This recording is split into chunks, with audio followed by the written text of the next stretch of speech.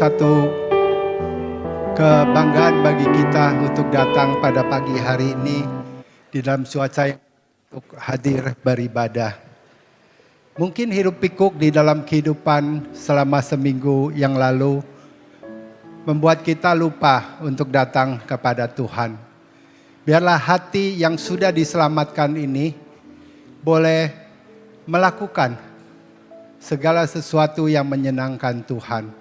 Biarlah pagi ini ketika kita datang, kita rindu di dalam apa yang kita kerjakan, kita mau menyenangkan hati Tuhan.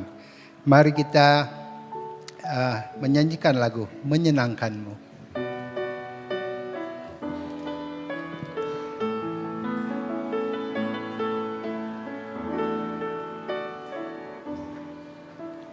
Tuhan, ku mau menyenangkan-Mu. Tuhan, bentuklah hati ini jadi bejana untuk hormat-Mu. Cemerlang bagai emas murni. Tuhan, ku serahkan hatiku, semua ku berikan padamu. Kuduskan hingga tulus selalu, agar aku menyenangkan-Mu, menyenangkan-Mu.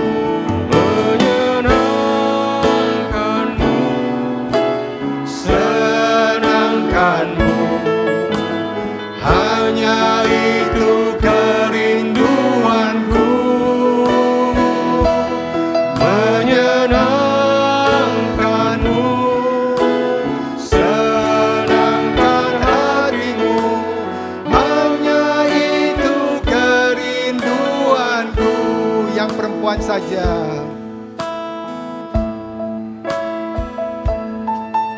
Kanmu yang perempuan.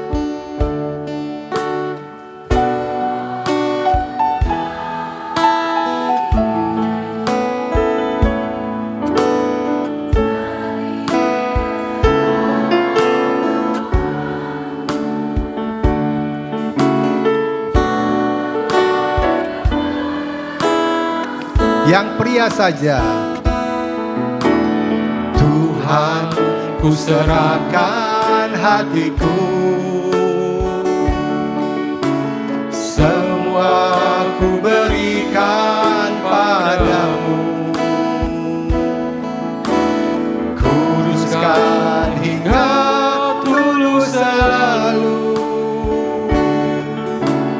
agar aku menyenangkan-Mu. Sama-sama. Menyenangkan-Mu, senangkan-Mu. Hanya itu kerinduanku, menyenangkan-Mu, senangkan hatimu. Hanya itu kerinduanku. Mari kita bersatu teduh sejenak. Menyenangkan hati Tuhan adalah suatu proses menyatukan tujuan hidup kita dengan kehendak Tuhan.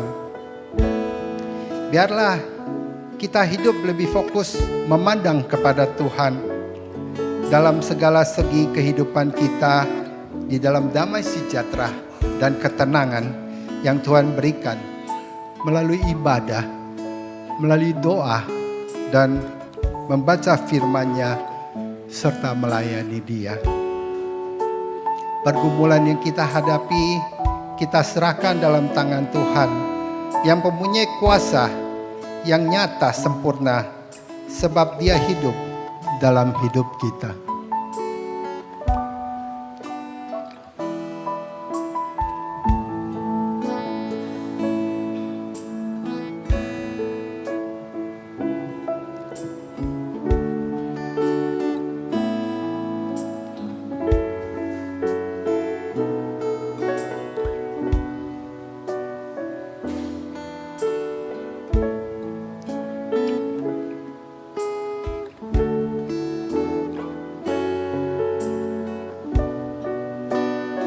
Mari kita nyanyikan menyenangkan-Mu.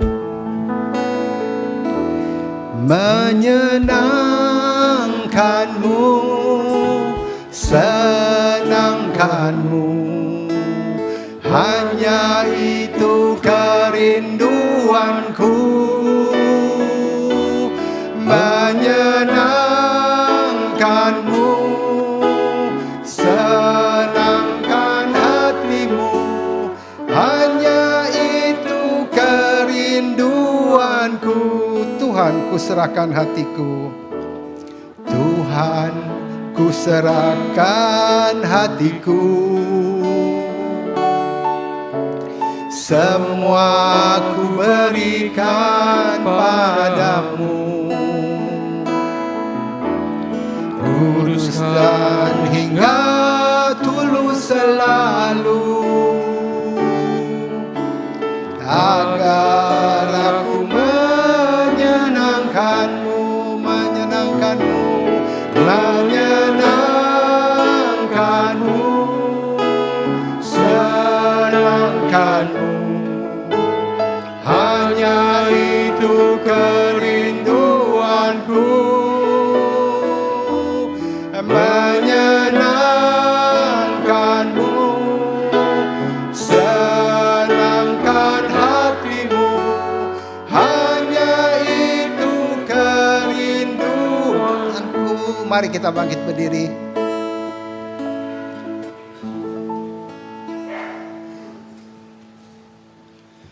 Berilah kepada Tuhan, hai segenap suku-suku bangsa. Berilah kepada Tuhan kemuliaan dan kekuatan. Berilah kepada Tuhan kemuliaan namanya. Bawalah persembahan dan masuklah ke perataranya. Sujudlah menyembah Tuhan dengan semarak kekudusan.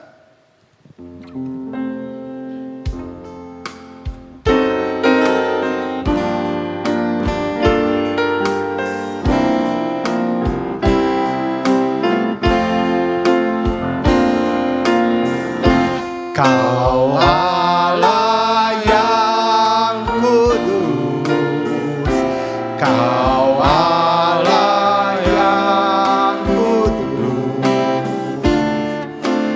di atas suci-Mu kami menyembah,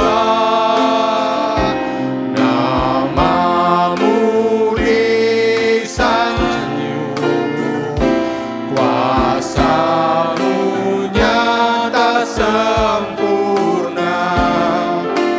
Kami puja Engkau Raja mulia. Kau Allah yang kudus, Kau Allah yang kudus, Kau Allah yang kudus, di tahta suci-Mu kami menyembah, nama-Mu disanjung, kuasa-Mu nyata sempurna. Kami puja Engkau Raja mulia.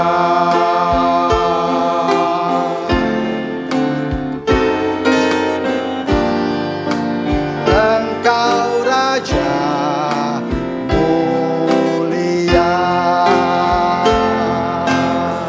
mulia, mulia.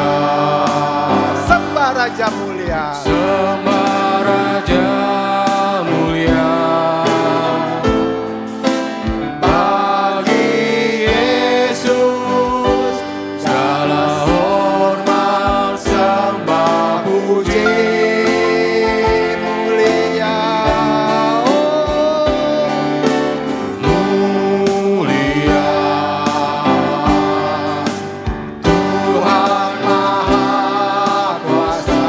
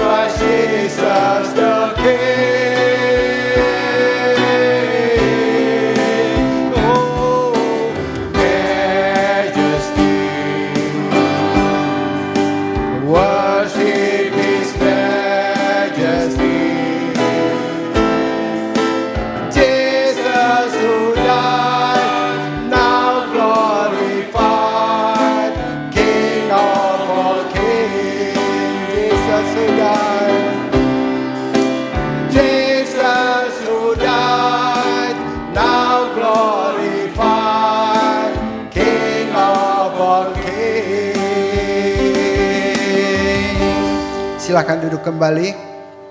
Tuhan yang telah mati di kayu salib telah menembus dosa-dosa kita.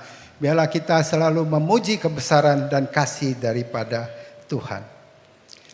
Satu wujud menyenangkan hati Tuhan adalah mengasihi dan melayaninya. Seringkali kita lupa bahwa banyak orang terdekat kita, baik pasangan kita, orang tua kita, anak-anak kita, maupun saudara-saudara terdekat kita yang memerlukan kasih dan pelayanan kita. Ketika kita menyanyikan lagu ini, biarlah juga kita ingat bahwa mereka pun memerlukan perhatian kita sebelum kita dapat memperhatikan orang lain dan memenangkan banyak jiwa kepada Tuhan. Lagu ini mengantarkan kita masuk di dalam lagu seterusnya. Hidup ini adalah kesempatan.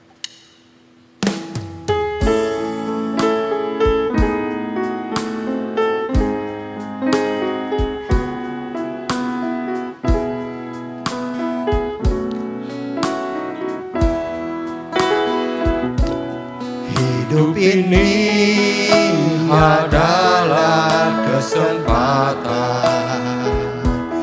Hidup ini untuk melayani Tuhan. Jangan sia-siakan waktu yang Tuhan beri. Hidup ini harus jadi berkat. Hidup ini adalah kesempatan. Adalah kesempatan. Hidup ini untuk melayani Tuhan. Jangan sia-siakan waktu yang Tuhan beri. Hidup ini harus jadi berkat. Oh Tuhan, pakailah hidupku selagi aku masih kuat. Bila saatnya nanti ku tak berdaya lagi, hidup ini sudah jadi berkat. Jemaat sekalian, mari kita lihat samping kanan kiri kita. Jikalau ia adalah pasangan kita, biarlah kita juga bisa melayani dan mengasihi dia. Dan jikalau memang saudara atau anak atau orang tua kita, biarlah kita juga melihat bahwa mereka pun perlu dilayani sebelum kita sungguh-sungguh melayani orang lain. Hidup ini adalah kesempatan. Hidup ini adalah kesempatan. Hidup ini untuk melayani Tuhan. Jangan sia-siakan waktu yang Tuhan beri. Hidup ini harus jadi berkat. Oh Tuhan, pakailah hidupku selagi aku masih kuat. Bila saatnya nanti ku tak berdaya lagi, hidup ini sudah jadi berkat. Oh Tuhan, pakailah hidupku selagi aku masih kuat. Bila saatnya nanti ku tak berdaya lagi, sudah jadi berkat. Oh Tuhan, oh Tuhan, pakailah hidupku selagi aku masih kuat. Bila saatnya nanti ku tak berdaya lagi, hidup ini sudah jadi berkat.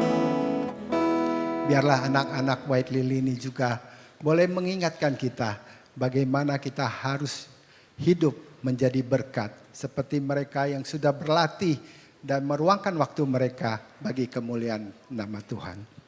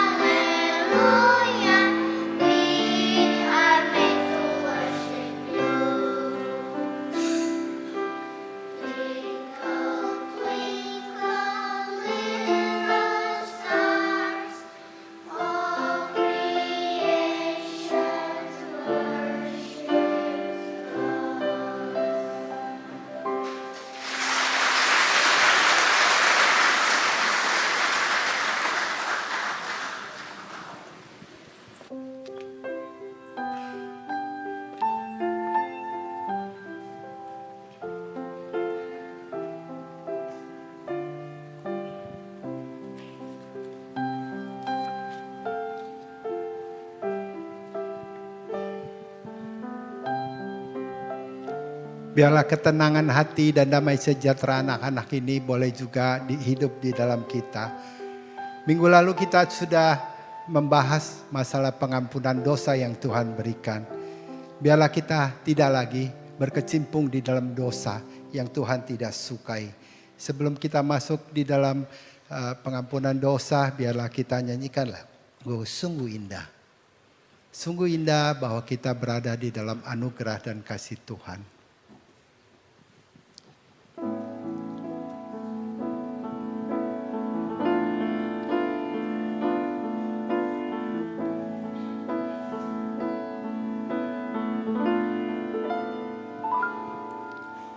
Kemanakah aku dapat pergi, menjauhi roh-Mu yang suci, Kau sahabat,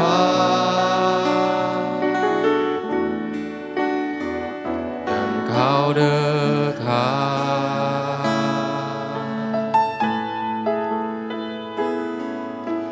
Bahkan seluruh pengabdianku tak bisa membalas kesetiaan-Mu, sungguh mulia dan berharga, sungguh besar pengorbanan-Mu bagiku, terlalu dalam untuk dimengerti, sungguh besar,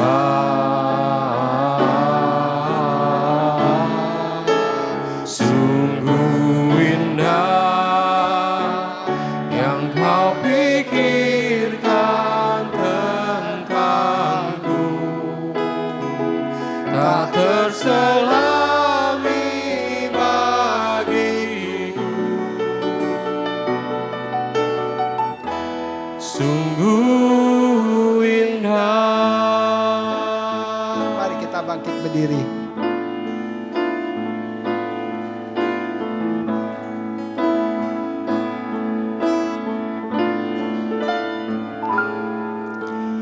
Bahkan seluruh pengabdianku tak bisa membalas kesetiaan-Mu, sungguh mulia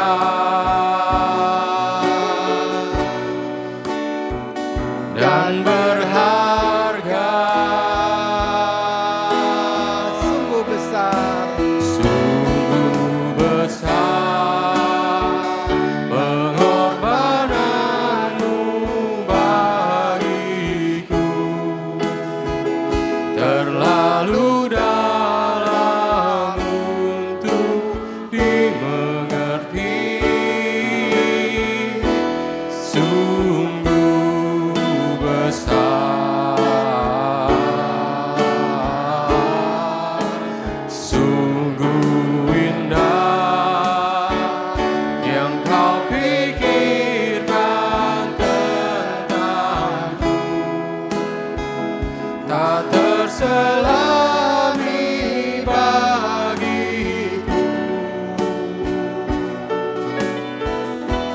sungguh indah.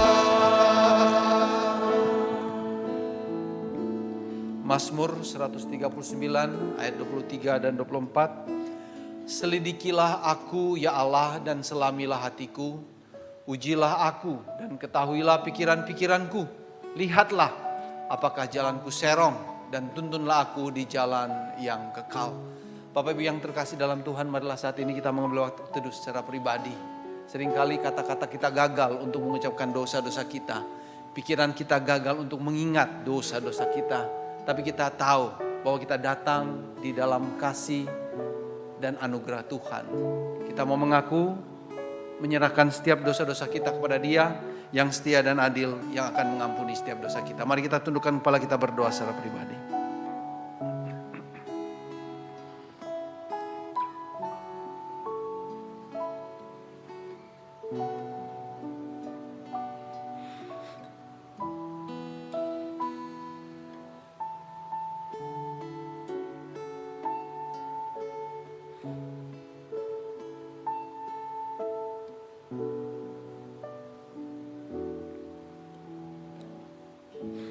Bapa yang Maha Rahim, penuh belas kasihan, Maha Pengampun, kami datang menyadari karena Engkau adalah Allah yang demikian.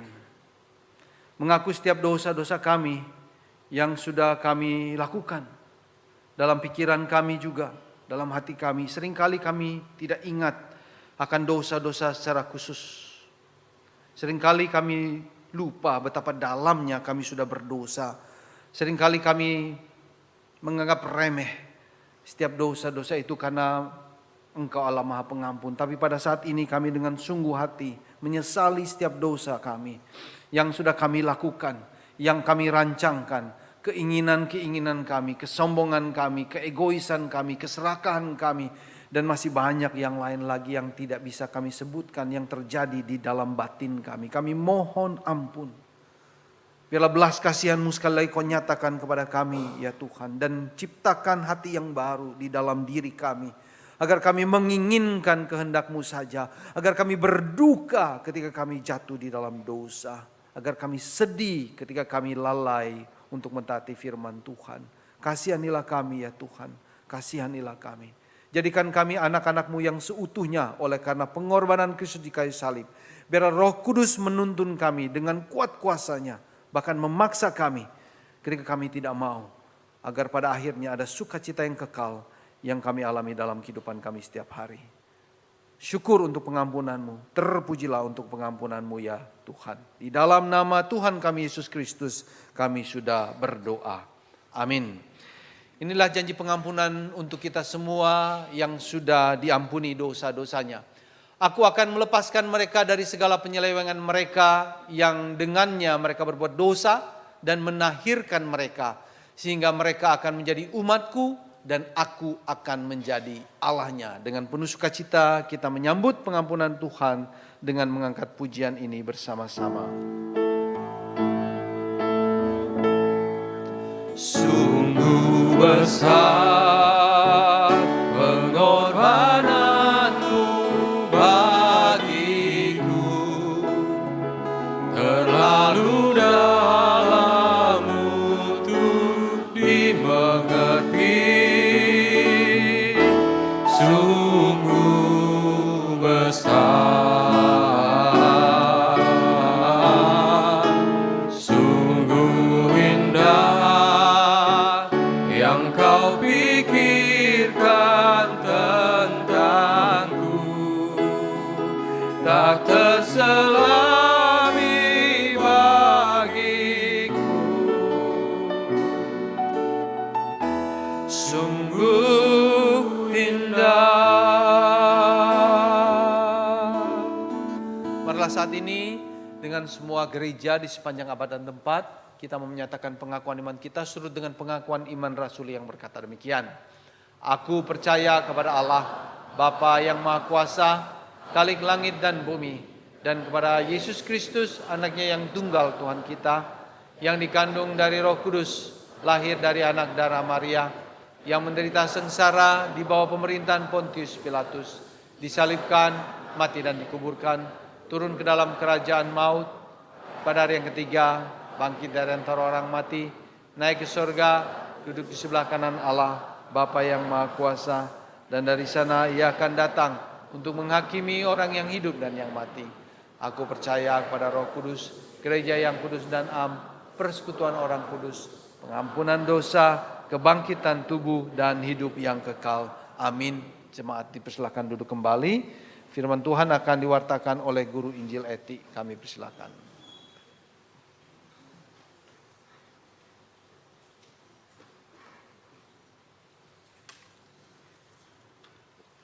Shalom Bapak Ibu yang dikasih dalam Tuhan.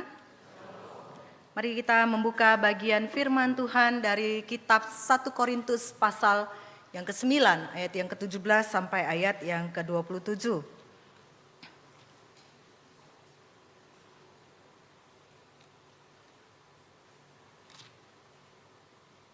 Kita bisa menyimak dari Alkitab kita masing-masing. Saya akan membacakan untuk kita semua 1 Korintus pasal yang ke-9 ayat ke-17 hingga ayat yang ke-27. Begini bunyi firman Tuhan. Andai kata aku melakukannya menurut kehendakku sendiri, memang aku berhak menerima upah. Namun karena aku melakukannya bukan menurut kehendakku sendiri, pemberitaan itu adalah tugas penyelenggaraan yang dipercayakan kepadaku. Jika demikian, apakah upahku? Upahku ialah ini, bahwa aku boleh memberitakan Injil tanpa upah dan bahwa aku tidak menggunakan hakku sebagai pemberita Injil.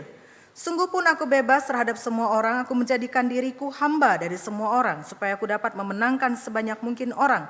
Demikianlah bagi orang Yahudi, aku menjadi seperti orang Yahudi, supaya aku memenangkan orang Yahudi. Bagi orang-orang yang hidup di bawah hukum Taurat, aku menjadi seperti orang yang hidup di bawah hukum Taurat.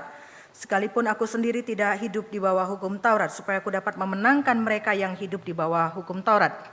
Bagi orang-orang yang tidak hidup di bawah hukum Taurat, aku menjadi seperti orang yang tidak hidup di bawah hukum Taurat. Sekalipun aku tidak hidup di luar di hukum Allah. Karena hidup di bawah hukum Kristus, supaya aku dapat memenangkan mereka yang tidak lagi di bawah hukum Taurat. Bagi orang-orang lemah, aku menjadi orang lemah, supaya aku dapat memenangkan mereka yang lemah. Bagi semua orang, aku telah menjadi segala-galanya, supaya aku sedapat mungkin menyelamatkan sebagian dari mereka. Semuanya ini aku lakukan karena Injil, supaya aku mendapat bagian di dalamnya. Tidak tahukah kamu bahwa dalam gelanggang pertandingan semua peserta turut berlari, tetapi hanya satu orang saja yang mendapat hadiah? Karena itu, larilah sedemikian rupa sehingga kamu memperolehnya. Tiap-tiap orang yang turut mengambil bagian dalam pertandingan menguasai dirinya dalam segala hal. Mereka berbuat demikian untuk memperoleh mahkota yang fana, tetapi kita untuk memperoleh mahkota yang abadi. Sebab itu aku tidak berlari tanpa tujuan dan aku bukan petinju yang memukul angin. Namun aku melatih tubuhku dan menguasainya supaya aku memberitakan Injil kepada orang lain, jangan aku sendiri ditolak. Bapak Ibu, mari kita sama-sama kita berdoa bersama. Ya Tuhan, terima kasih, kami bersyukur kepadamu Tuhan. Kami berterima kasih untuk kebaikan-Mu yang sudah Tuhan nyatakan di dalam hidup kami. Dan saat ini kami mau belajar untuk firman Tuhan. Bersama-sama biarlah Tuhan boleh menolong kami. Membuka hati kami, memasang telinga kami dengan baik. Untuk mendengar, untuk melihat apa yang Tuhan ingin sampaikan kepada setiap kami. Biarlah kami boleh terus belajar dari firman-Mu untuk hidup kami makin terus dipimpin oleh Tuhan. Terima kasih, berkati waktu ini Tuhan. Di dalam nama Tuhan Yesus kami bersyukur, kami berdoa. Amin. Bapak Ibu yang dikasih dalam Tuhan, ada yang tahu tokoh ini?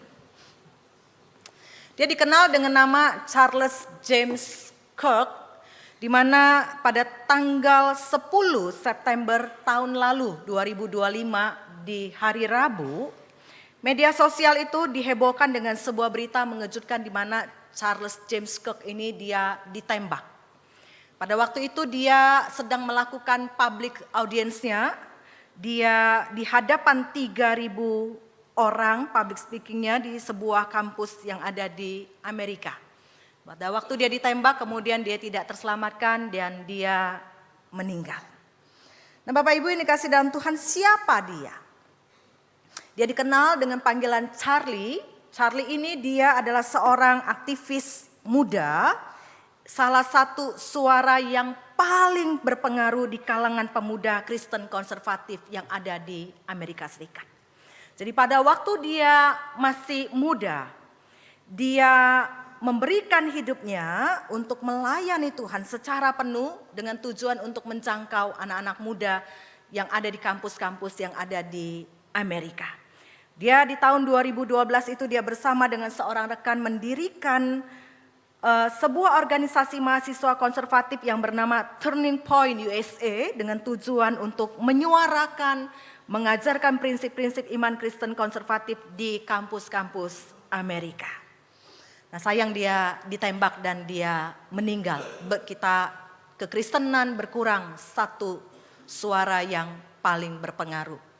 Bapak Ibu yang dikasih dalam Tuhan, melalui tragedi kematian Charlie ini, kita itu dunia yang kekristenan itu seolah-olah diingatkan, disadarkan kembali bahwa di tengah dunia yang begitu sibuk, di mana setiap orang itu pada umumnya lebih fokus mengejar ambisi, karirnya dan kenyamanan hidupnya sendiri, Di situ kita lihat ada sebuah keberanian seorang anak muda, orang Kristen yang gigih melayani Tuhan. Dia berani bayar harga di dalam panggilan pelayanannya.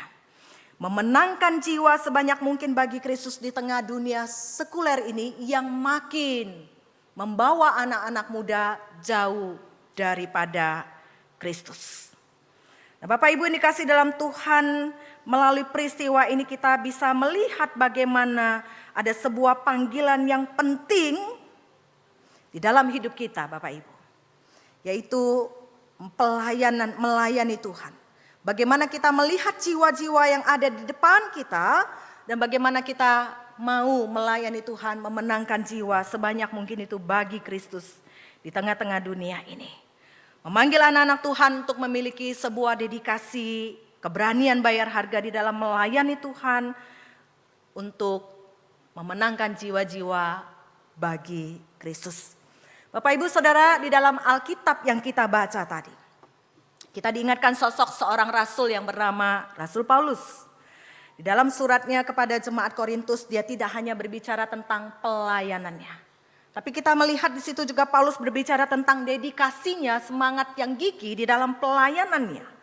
Dia berani bayar harga demi apa? Demi untuk memenangkan orang-orang bagi Kristus itu. Dia melaksanakan tanggung jawab yang dipercayakan kepadanya. Dan hari ini kita mau belajar bersama-sama bagaimana kita menteladani pelayanan Rasul Paulus di dalam pelayanan itu. Yang pertama yang kita bisa lihat di sini, yang kita bisa teladani dari Rasul Paulus yang diajarkan kepada kita, bagaimana dia itu melayani dengan kerelaan, Bapak Ibu. Bapak Ibu yang dikasih dalam Tuhan, Paulus itu dia tidak pernah menganggap remeh sedikit pun pelayanan yang dipercayakan kepadanya. Bahkan dia itu berkata di dalam ayat yang ke-16, celakalah aku jika aku tidak memberitakan Injil. Dalam arti celakalah aku kalau aku tidak melakukan tugas pelayananku itu. Di dalam ayat 17, kalau aku melakukan menurut kehendakku sendiri, maka aku berhak menerima upah. Namun karena aku melakukannya bukan menurut kehendakku sendiri. Itu artinya dia melakukan pelayanannya berdasarkan apa? Berdasarkan kehendak Tuhan yang mempercayakan pelayanan itu kepadanya. Dan pemberitaan Injil itu adalah tugas penyelenggaraan yang Tuhan percayakan kepadanya. Bapak, ini ayat ini mencerminkan apa? Mencerminkan sebuah dedikasi komitmen Paulus untuk memenuhi tugas panggilan pelayanannya. Di dalam memberitakan Injil, memenangkan banyak jiwa, dan dia melakukan itu dengan sikap kerelaan. Saudara, kita bisa melihat kerelaan apa saja yang dia lakukan di dalam pelayanannya itu. Yang pertama kita bisa melihat di sini bagaimana sukarela kesediaan dia untuk pergi melayani. Saudara, Rasul Paulus itu dia katakan bahwa aku melayani bukan karena pilihan pribadi, mau atau tidak mau lakukan. Tetapi di sini baginya pelayanan itu adalah sebuah tugas di mana dia dipanggil untuk pergi melakukannya bagi Kristus. Jadi harus dia lakukan. Di mana dia dengan sukarela memenuhi tugas panggilan pelayanannya. Saudara, Paulus itu menekankan pentingnya melaksanakan tugas pelayanan pekerjaan Allah dengan hati yang rela, dengan komitmen. Dan karena itu saudara, sebagai seorang pelayan Tuhan, kalau kita melihat dia itu dengan sukarela memberikan dirinya untuk pergi ke berbagai tempat melakukan pelayanan yang Tuhan percayakan kepadanya. Yang kedua, kita melihat di situ dia bukan hanya sukarela pergi, tetapi di situ dia memiliki sukarela kesediaan melepaskan privilege dan semua hak yang dia miliki. Saudara, sebagai seorang rasul itu dia dianggap sebagai seorang yang memiliki kedudukan otoritas yang tinggi. Dia itu sangat dihormati. Bahkan dia itu memiliki segala hak di mana dia berhak untuk menerima dukungan materi dari tempat yang dia layani. Akan tetapi kita bisa melihat di situ di dalam ayat 12b dia katakan, tetapi aku tidak mempergunakan hak itu. Aku tidak mempergunakan semua hak yang aku miliki Jadi dia dengan sukarela memilih untuk apa? Untuk melepaskan semua hak privilege-nya, hak-hak yang lain yang selayaknya dia terima dengan seharusnya. Tetapi dia bersedia melepaskannya. Nah, kenapa dia bersedia melepaskannya? Bapak Ibu, pada waktu zaman Paulus pelayanan ternyata pada waktu itu ada begitu banyak pengusaha keagamaan, ya. Pengusaha keagamaan yang berkhotbah untuk apa? Untuk mendapatkan keuntungan uang dan keuntungan pribadi sematanya. Nah, karena itu Paulus tahu kalau misalnya dia melakukan hanya untuk juga terima uang, itu artinya dia tidak ada bedanya dengan orang-orang yang ada pada waktu itu. Dan dia tidak mau apa yang dia lakukan itu menghalangi di dalam pelayanannya, di dalam pemberitaan Injil. Jadi dia tidak mau ada orang-orang yang mencela dia, ada orang-orang yang mempertanyakan motivasinya. Sehingga Paulus dengan sukarela dia melepaskan haknya. Nah, di dalam ayat yang ke-18, ayat 18 itu Paulus itu membahas pertanyaan tentang apa upanya karena memberitakan Injil. Apa upanya karena pelayanan Tuhan itu. Saudara, dia menegaskan bahwa upahnya adalah kemampuan untuk pelayanan memberitakan Injil tanpa bayaran, dan dengan demikian dia menghindari penyalahgunaan wewenang di dalam pelayanan bagi Kristus itu. Saudara, dia lakukan dengan senang hati, dia tidak pernah komplain, dia tidak menerima perlakuan khusus atau apapun juga termasuk dukungan materi, agar tidak ada orang yang berpikir bahwa dia sedang menyalahgunakan otoritasnya di dalam pelayanannya itu. Bahkan di dalam ayat 15 itu Paulus sampai mengatakan bahwa dia lebih baik mati daripada memberi alasan kepada siapapun untuk membual tentang kemegahannya. Saudara, ini menunjukkan betapa besarnya dedikasi Paulus di dalam pelayanan yang Tuhan percayakan itu. Dia memiliki kesediaan, rela berkorban untuk kemajuan pemberitaan Injil itu. Saudara, Paulus sekali lagi melayani bukan karena materi, bukan karena demi pujian, saudara. Dan Paulus itu tidak menuntut haknya sama sekali. Bahkan di situ dia itu rela dipandang rendah di hadapan jemaat Korintus dan orang-orang Yunani. Saudara, pada waktu itu di pemahaman orang Yunani, kalau kita kerja dengan tangan kasar itu, manual dengan tangan itu artinya pekerjaan itu sangat rendah sekali. Itu ya. Jadi pekerjaan yang oke itu apa? Pekerjaan yang mengandalkan istilahnya kepintaran. Jadi kita tahu Paulus itu dia menggunakan tangannya, dia bekerja kasar untuk apa? Membangun tenda-tenda itu. Untuk apa? Untuk mencukupi akan kebutuhan hidupnya. Nah, jemaat Korintus itu juga ada yang terpengaruh pemikiran Yunani. Maka ketika melihat Paulus melakukan itu, mereka memandang rendah Paulus. Tetapi di situ kita bisa melihat bahwa Paulus itu dia tidak merasa direndahkan. Dia tidak merasa malu, dia tidak merasa rendah dengan apa yang dia kerjakan dengan pekerjaan tangan yang kasar itu. Tetapi di situ dia katakan justru apa yang dianggap remeh itu adalah sebuah kebanggaan, kemegahannya bagi Paulus bahwa dia mampu melakukannya tanpa meminta dukungan dari jemaat yang dia layani itu. Saudara, Paulus itu menggunakan dirinya sendiri sebagai teladan tentang bagaimana hidup, bagaimana pelayanan yang berkorban demi Injil agar memenangkan sebanyak mungkin jiwa-jiwa. Dan kalau kita melihat ketidakegoisan Paulus ini, kerendahan hati Paulus ini mencerminkan apa? Mencerminkan akan teladan Kristus yang menyerahkan nyawanya demi keselamatan umat manusia. Saudara, kembali kepada kita, saudara. Kita mungkin tidak pernah dihadapkan pada keputusan yang sama yang seperti Paulus hadapi pada waktu itu. Ya, jadi kita tidak pernah mungkin diperhadapkan pada pilihan yang harus diambil seperti yang Paulus harus lakukan pada waktu itu.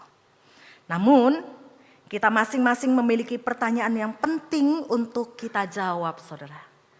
Kebanggaan atau hak apa yang kita rela korbankan demi Kristus di dalam pelayanan kita? Kebanggaan dan hak apa yang kita rela korbankan demi Yesus di dalam pelayanan kita? Saudara, hal ini juga menjadi sebuah tantangan bagi kita orang Kristen di dalam mempertimbangkan bagaimana kita itu seharusnya dapat menggunakan hak dan sumber daya kita demi apa? Demi kebaikan orang lain, demi mengembangkan pelayanan Kristus dan agar orang lain itu banyak mengalami Kristus. Sekali lagi saudara, kita melayani bukan karena nyaman, tetapi karena kita dipanggil untuk melayani Tuhan. Dan kita rela memenuhi panggilan pelayanan Tuhan itu, dan kita melayani Tuhan dengan sikap kerelaan hati itu. Saudara, adakah hak kenyamanan pribadi yang masih kita genggam erat? Kita merasa terganggu sekali di dalam pelayanan kita kalau kita merasa hak kita, kebanggaan kita itu tersentuh. Kita cepat bereaksi. Tapi kita belajar dari Paulus, jangan sampai hak kita, kebanggaan kita itu, kenyamanan pribadi yang kita genggam itu pada akhirnya menghambat pelayanan kita yang Tuhan percayakan itu. Yang kedua, saudara.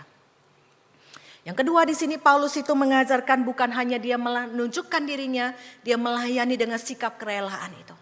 Tetapi di sini Paulus lebih dalam lagi, dia menunjukkan dirinya bagaimana melayani dengan kerendahan hati.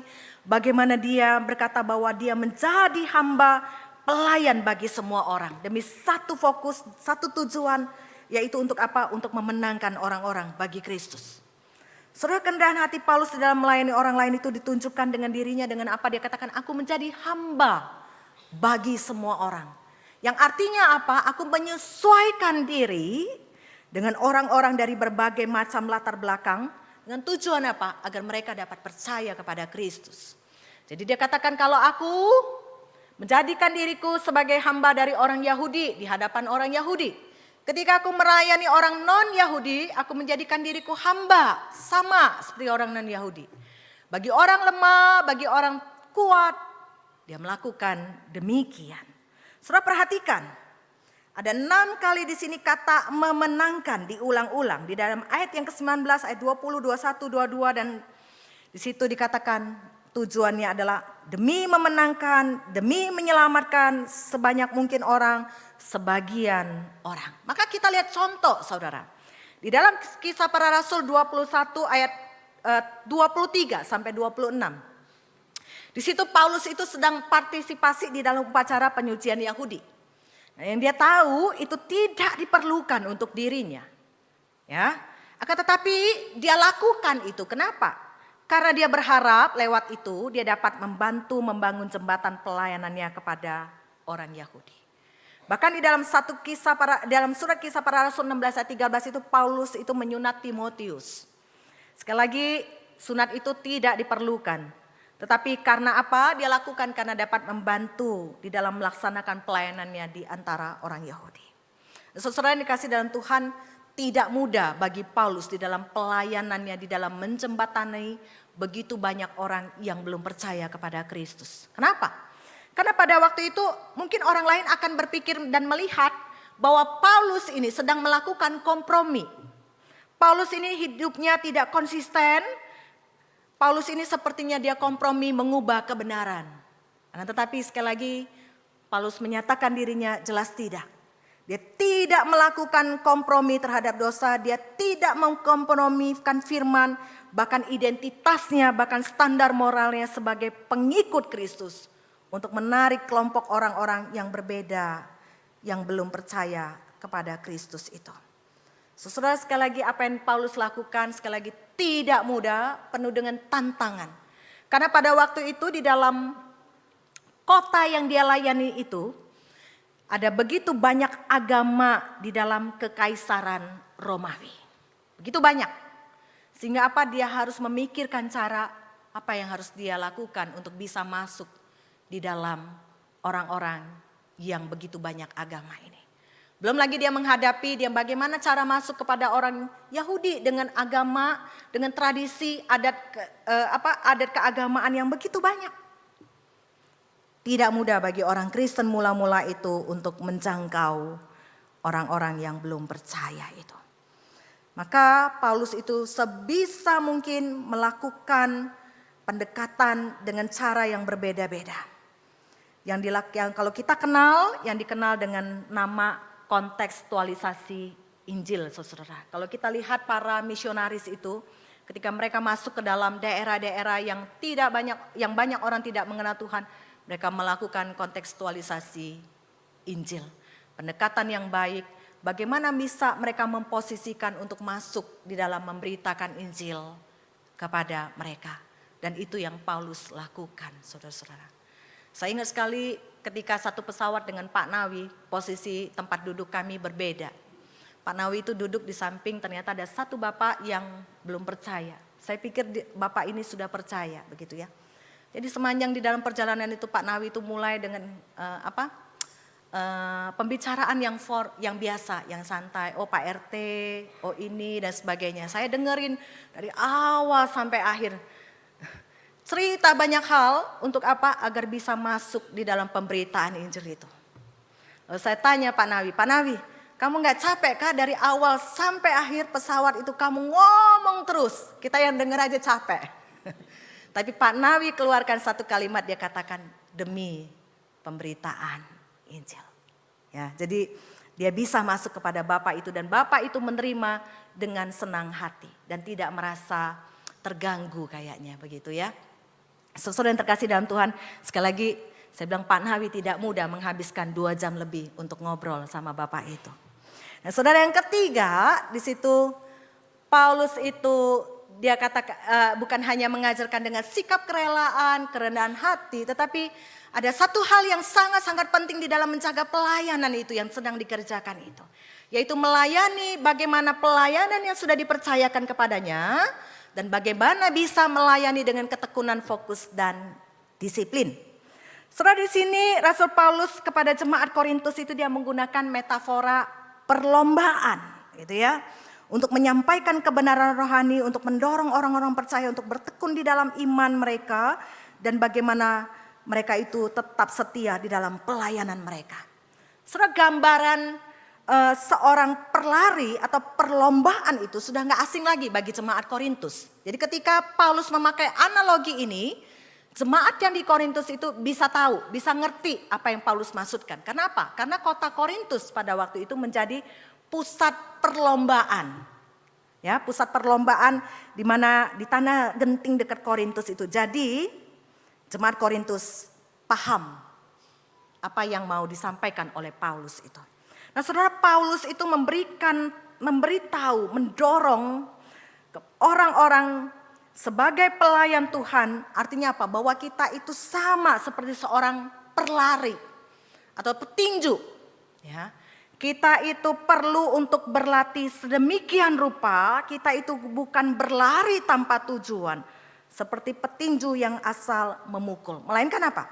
Kita itu mengikuti perlombaan sebagai atlet-atlet yang sungguh-sungguh ingin menang menuju garis finish. Saudara, pada waktu zaman dulu, di zaman Paulus itu, seorang atlet itu ketika dia mau mengikuti pertandingan olimpiade, maka dia itu harus menyiapkan dirinya selama 10 bulan. Nah, di dalam 10 bulan itu dia digembleng, dia berlatih, dia melakukan penguasaan diri, dia disiplin total, fokus, persiapan yang sangat ketat untuk mengikuti pertandingan, mempersiapkan dirinya secara fisik, mental, emosional dan spiritualnya. Artinya panjang sekali. Nah, oleh karena itu saudara, sebagaimana seorang atlet yang harus menerapkan diri, pengendalian diri yang ketat di dalam latihan persiapan, maka seorang pelayan Tuhan itu pun harus mendisiplin diri dengan ketekunan dan komitmen yang teguh di dalam mengejar pertumbuhan iman yang tertuju kepada Kristus dan pelayanannya boleh tercapai. Saudara yang terkasih dalam Tuhan, kalau kita lihat kata aku mendisiplinkan tubuhku, aku menguasai tubuhku, ya di ayat yang ke-27 itu. Saudara, Paulus kalau di dalam terjemahan NIV itu dikatakan aku memukul diriku. Aku memukul diriku. Atau di dalam terjemahan Yunani itu aku memukul mataku ini di bawah mata yang sampai lebam itu. Ya. Jadi seolah-olah begitu kerasnya, ya, dan memukul sampai lebam itu seolah mata itu sudah begitu berat dan hanya fokus kepada ke depan dan tidak lagi melihat ke kiri dan tidak lagi menengok ke kanan. Fokus kepada tujuan yang mau dicapai, yang mau dimenangkan itu. Nah, itu tidak mudah, saudara. Tujuannya apa? Tujuannya dikatakan jangan sampai pelayanan kita terintangi dengan kehidupan kita. Jangan sampai ketika aku memberitakan Injil, ketika aku melayani Tuhan, akhirnya apa? Aku sendiri ditolak. Saudara, ini dia adalah seorang penjaga pantai, ya mungkin gambar gitu ya. Penjaga pantai, tugas utamanya kita tahu adalah untuk menjaga keselamatan pengunjung yang ada di pantai itu. Jadi dia itu mengawasi area berenang, memastikan pengunjung itu mematuhi aturan keselamatan. Serta memberikan pertolongan pertama kalau misalnya terjadi keadaan darurat ada pengunjung yang tenggelam. Nah, bayangkan saudara, kalau seandainya ketika dia melakukan tugasnya tidak fokus, dia ngasal-ngasalan, dia lagi tidur, dia lagi main HP, lalu ada orang yang melambaikan tangan yang sedang tenggelam itu. Tapi bapak ini sedang asik main HP dia sedang tertidur dengan pulasnya. Jadi orang yang melambaikan tangannya ini artinya apa? Dia say goodbye, dia meninggal. Karena apa? Karena kecerobohan dari penjaga pantai itu. Nah, Bapak Ibu yang dikasih dalam Tuhan, kita ini sama, fokus, tujuan, komitmen kepada pelayanan kita. Agar apa? Agar kita sendiri tidak tertolak. Jadi Paulus itu, dia sudah memberikan contoh, dia memberitahukan aturan, bagaimana dia melakukan pelayanan, dia mengikuti, mengerjakan sampai dia bertemu dengan Kristus, dia finishing well. Nah, saudara yang terkasih dalam Tuhan, setiap kita dipercayakan pelayanan kepada kita. Apakah kita betul-betul sudah melakukan pelayanan kita dengan baik, dengan konsisten, dan kita itu sama memberikan diri kita satu warning. Apakah saya konsisten, apakah saya teguh, apakah saya betul-betul fokus kepada tujuan pelayanan yang Tuhan percayakan kepada kita. Bapak Ibu yang dikasih dalam Tuhan, kita tidak bisa menganggap enteng panggilan pelayanan atau setengah hati di dalam pelayanan kita, Bapak Ibu. Kenapa? Karena jiwa-jiwa itu adalah taruhannya. Dan karena itu mari kita terus berlari di dalam perlombaan rohani demi satu tujuan itu. Pelayanan yang Tuhan percayakan itu kita lakukan sebaik mungkin. Baik di gereja ini, baik ketika kita dimanapun kita berada di luar.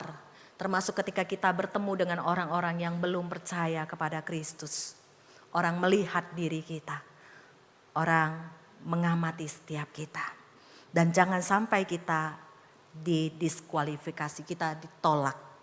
Kiranya Tuhan boleh menolong kita bagaimana kita melayani dengan baik. Tuhan memberkati setiap kita. Mari kita berdoa.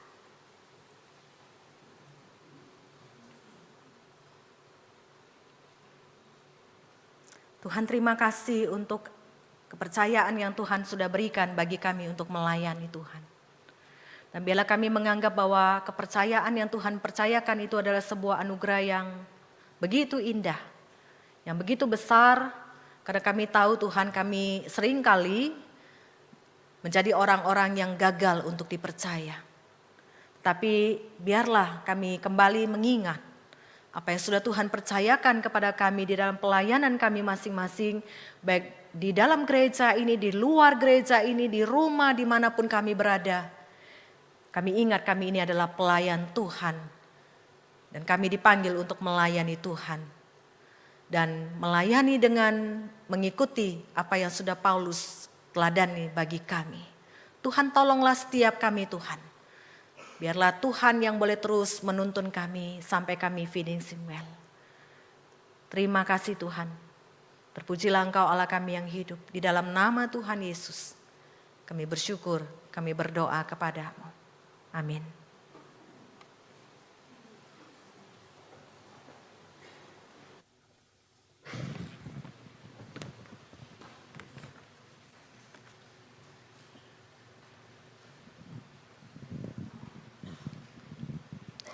Kita bersyukur untuk firman yang sudah disampaikan.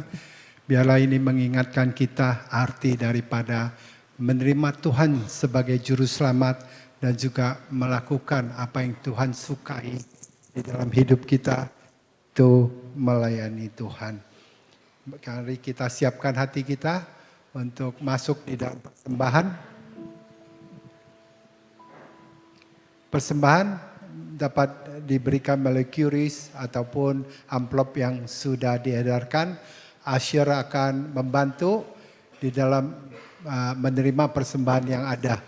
Jadi duduk saja, mungkin bisa diangkat supaya Usher bisa melihat yang ingin mempersembahkan melalui amplop.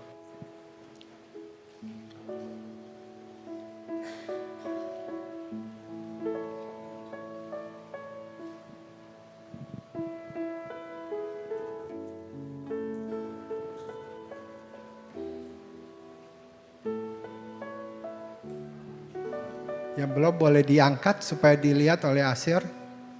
Sebelah kanan saya.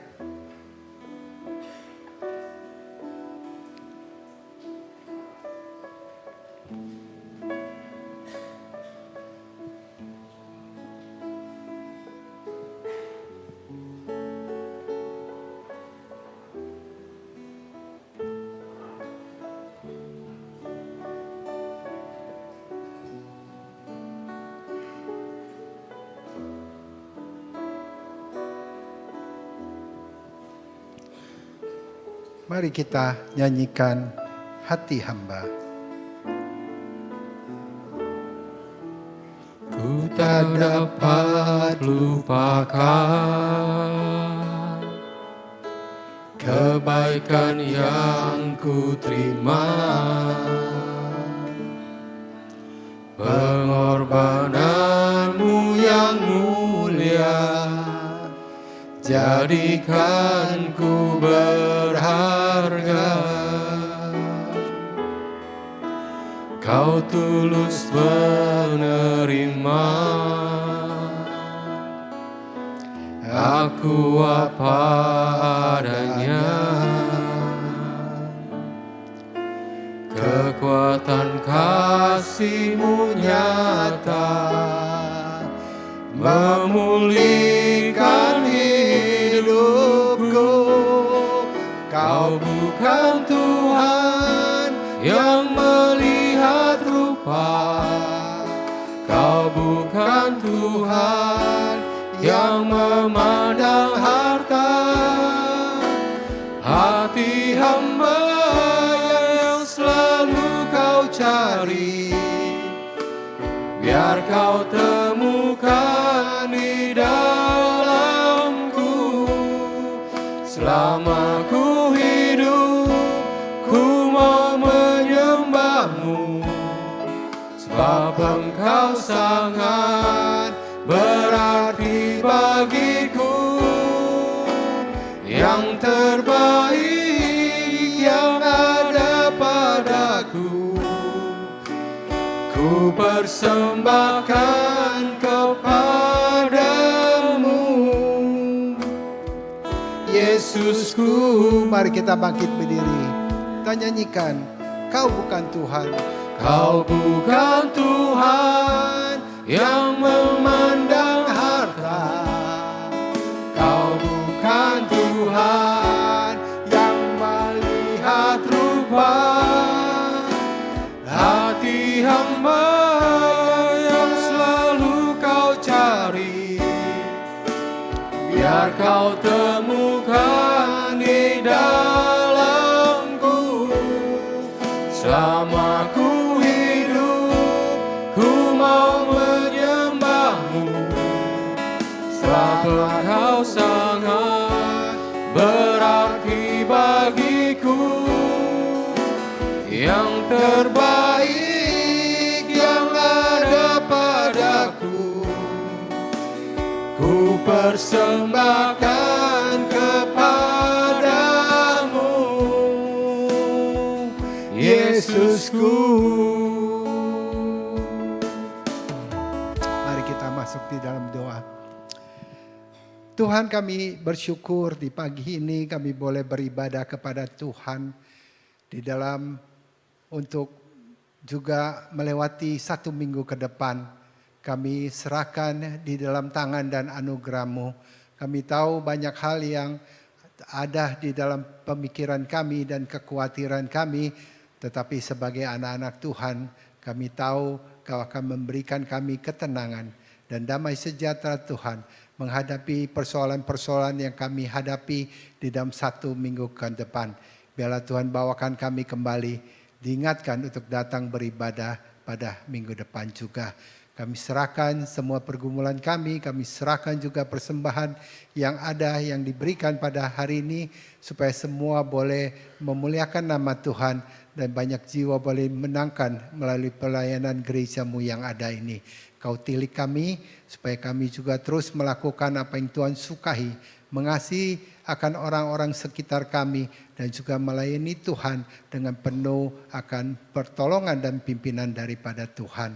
Dengar doa kami di dalam nama Tuhan Yesus kami berdoa. Amin. Silakan duduk kembali.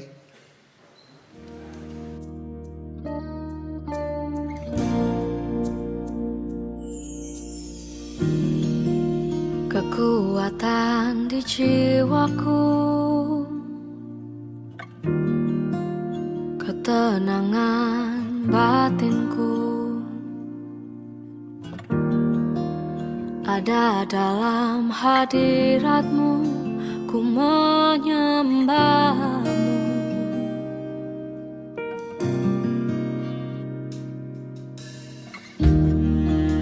Tersungkurku di kaki-Mu,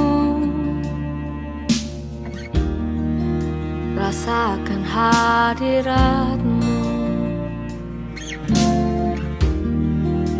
Takkan ku melepaskan-Mu, Kau cahaya. Shalom, selamat pagi Bapak Ibu yang terkasih dalam Tuhan. Bagi Ya, kita bersyukur Tuhan memberikan kita kekuatan, kesehatan, sehingga kita bisa datang beribadah bersama-sama pada pagi hari menikmati firman Tuhan. Kita berterima kasih kepada rekan-rekan kita yang sudah melayani kita pada pagi hari ini, Guru Injil Eti, Pak Cahyono, ya, dan teman-teman semua, baik yang di depan sini maupun yang ada di belakang.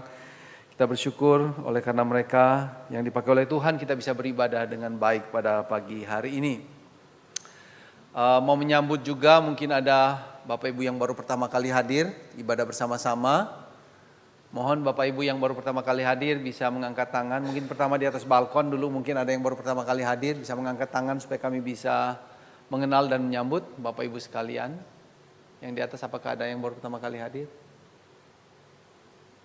Tidak ada yang di bawah, mungkin ada yang baru pertama kali. Ya, tidak ada juga. Beberapa warta yang perlu kita perhatikan bersama-sama, Bapak Ibu yang terkasih. Yang pertama, berita atestasi. Ada 3 saudara-saudari yang memutuskan untuk ikut di dalam keluarga GKI Puri Indah. Yang pertama saudara Darren Immanuel Wijaya, yang kedua Ibu Mei Rooro, dan yang ketiga Ibu Vinci Leonardo. Dari ketiga saudara-saudari ini apakah ada yang hadir pada saat ini? Bapak Darren, oh di atas. Ya. Kita bersyukur semoga Darren bisa bertumbuh di dalam iman ya, dan merasa ini keluarga yang mengasihi dia. Apakah Ibu Vinci ada? Oh, ada di atas ya, puji Tuhan. Semoga bisa bertumbuh di dalam iman dan mendapatkan keluarga yang baru di tempat ini. Ibu Meiro tadi pagi di KU yang pertama. Yang kedua, baptisan anak akan diadakan pada hari Minggu tanggal 26 April. Bagi orang tua yang ingin membawa anak, putra-putri Bapak Ibu untuk menerima baptisan, bisa segera mendaftarkan diri dengan mengambil formulir dan mengisinya yang tersedia di meja informasi di depan ruang ibadah ini. Dengan syarat, kedua orang tua adalah jemaat GKY Puri atau salah satu adalah jemaat GKY, maksud saya jemaat GKY. Pendaftaran akan berakhir hari ini, tanggal 19 April. Yang ketiga, donor darah akan diadakan kembali pada hari Minggu, tanggal 3 Mei, jam 9 sampai jam 12.30 di gedung IPK. Klinik Hidup Baru juga memberikan diskon spesial untuk bulan April sampai 50%. Untuk informasi lebih lanjut, Bapak Ibu bisa menghubungi hotline yang ada di gambar di depan atau di dalam e-warta yang sudah dibagikan kepada kita semua. Berita Komisi Wanita. Komisi Wanita akan mengadakan persekutuan kebersamaan Komisi Wanita se-sinode yang akan diadakan pada hari Jumat, tanggal 8 Mei, jam 10 di GKY Grandfield. Buat ibu-ibu bisa mendaftarkan dahulu ke pengurus KW GKY Puri Indah paling lambat tanggal 25 April. Dan untuk catatan buat anggota Komisi Wanita GKY Puri Indah, jadwal biasanya yang diadakan pada hari Kamis ditiadakan. Jadi pada hari Kamis tanggal 7 persekutuan Komisi KW ditiadakan dan digabung atau diganti pada hari Jumat tanggal 8 Mei. Marriage Enrichment akan mengadakan acara pada tanggal 5 sampai 7 Juni di Wisma Shalom Bandung.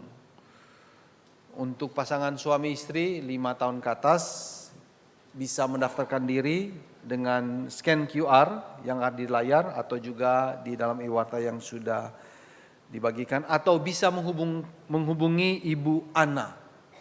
Ibu Ana. Ya, nomornya tertera di depan Bapak Ibu yang terkasih. Yang terakhir berita retret keluarga yang akan kita adakan pada bulan Juni. Biaya sudah masuk dengan harga normal. Ya, Bapak Ibu yang terkasih, pendaftaran akan ditutup pada tanggal 17 Mei ya, bulan depan. Nah, catatan buat kita semua, retret keluarga ini untuk semua jemaat GKY Puri Indah, bukan hanya yang sudah berkeluarga saja ya. Jangan sampai kita salah berpikir bahwa yang boleh ikut yang sudah berkeluarga saja. Enggak, yang single, yang belum berkeluarga, yang masih sendiri, yang sedang sendiri, yang akan sendiri diundang, diikut sertakan ya. Ikut di dalam keluarga besar kita GKY Puri Indah dan mengalami keluarga kerajaan Allah di dalam retret kita. Ini suatu privilege buat kita semua Bapak Ibu yang terkasih.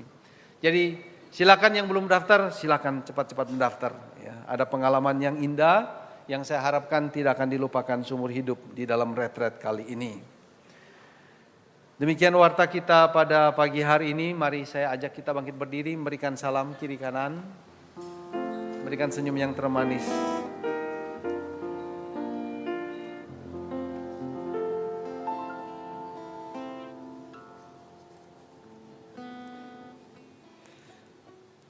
Sebelum mengakhiri ibadah kita akan berdoa bersama-sama. Kita akan berdoakan hidup kita 1 minggu ke depan sebelum kita kembali lagi beribadah di tempat ini. Kita mau mendoakan agar kita terus mengalami hidup baru yang sudah dianugerahkan oleh Tuhan Yesus kepada kita. Dan kita menjadi pembawa hidup itu buat orang lain. Kita menjadi pembangun kehidupan, bukan yang menghancurkan, meruntuhkan hidup orang lain, tapi kita membagikan hidup Kristus kepada orang lain sehingga ada kehidupan di dalam keluarga kita, di tempat kerja kita, bahkan di dalam pergumulan kita. Sebelum kita berdoa, mari kita mengangkat pujian ini bersama-sama.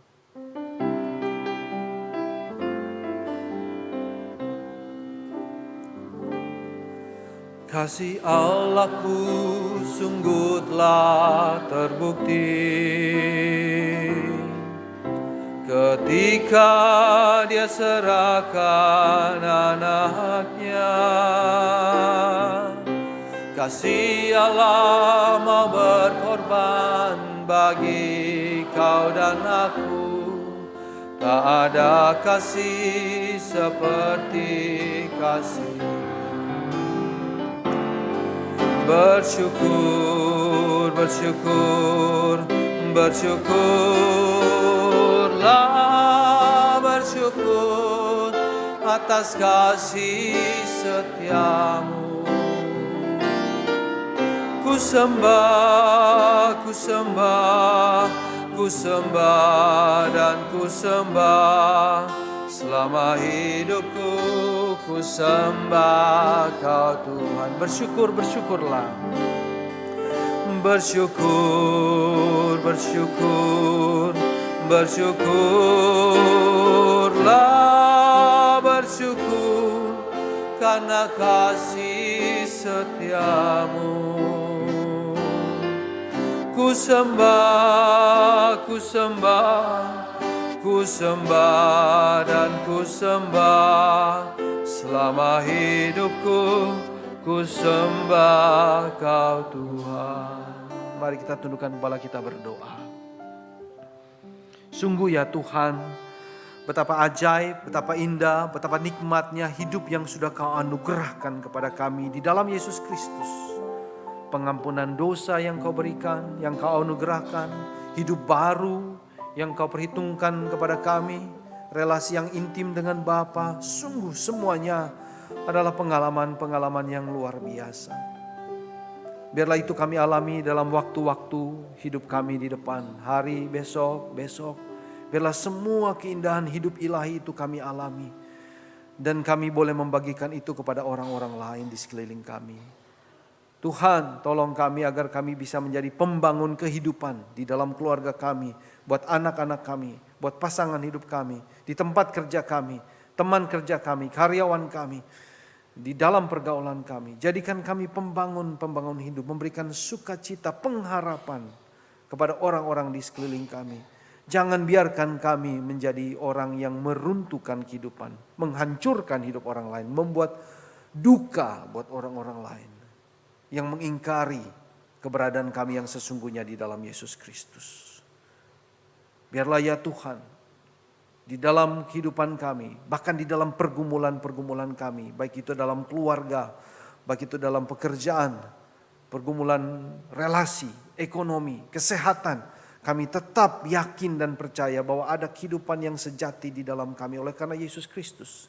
Sehingga kami tidak menjadi lemah dan berputus asa, tapi kami tetap kuat, tetap berpengharapan dalam segala keadaan.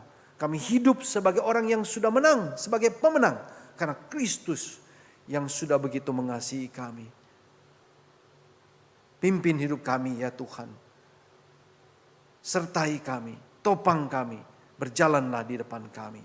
Segala kemuliaan hanya bagi nama-Mu. Di dalam nama Tuhan kami Yesus Kristus, kami sudah berdoa. Amin. Segala puji hormat hanya bagi Allah Tritunggal. Doksologi. Puji Allah Bapa Putra, puji Allah Roh Kudus, ketiganya Yahweh Esa. Pohon selamat sumber berkat. Amin.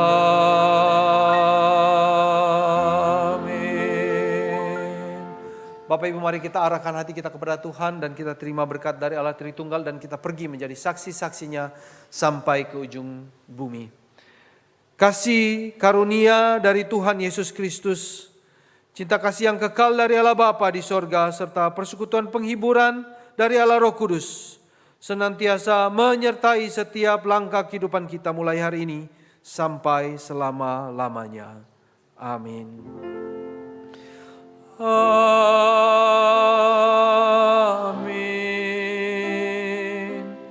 Amin.